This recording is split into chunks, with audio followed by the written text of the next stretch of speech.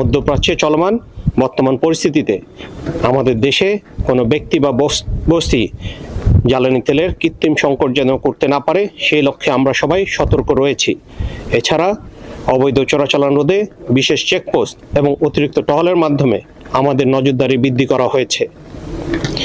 দেশের সীমান্ত রক্ষার দায়িত্ব পালনের ক্ষেত্রে বস্তুনিষ্ঠ তথ্য সরবরাহের মাধ্যমে আমি সকলের সহযোগিতা কাম্য করছি। আমি আশাবাদী পূর্বের ন্যায় ভবিষ্যতেও সুশীল সমাজ, স্থানীয় জনগণ এবং আপনারা আমার প্রিয় সাংবাদিকবৃন্দ আমাদেরকে এই সহযোগিতা অব্যাহত রাখবেন। সীমান্ত নিরাপত্তা নিশ্চিতে বিজিবির সকল সদস্যবৃন্দ সার্বক্ষণিক তদারকির মাধ্যমে সীমান্তের নিরাপত্তা এবং আস্থার প্রতীক হিসাবে নিরলসভাবে দিবারাত্রি 24 ঘন্টা এখানে কাজ করে যাচ্ছে। দিনাজপুর ব্যাটালিয়নের দায়িত্বপূর্ণ কিশোরীগঞ্জ এবং রামচন্দ্রপুর বিওপির মধ্যবর্তী দূরত্ব বেশি হওয়ায় চোরাচালান দমন, মানব পাচার, নারী ও শিশু পাচার এবং অবৈধ অনুপ্রবেশ প্রতিরোধ এছাড়াও সীমান্তবর্তী এলাকার জনগণের নিরাপত্তা কল্পে মৌচসায় একটি বিওপি স্থাপনের প্রয়োজনীয়তা দেখা দেয়।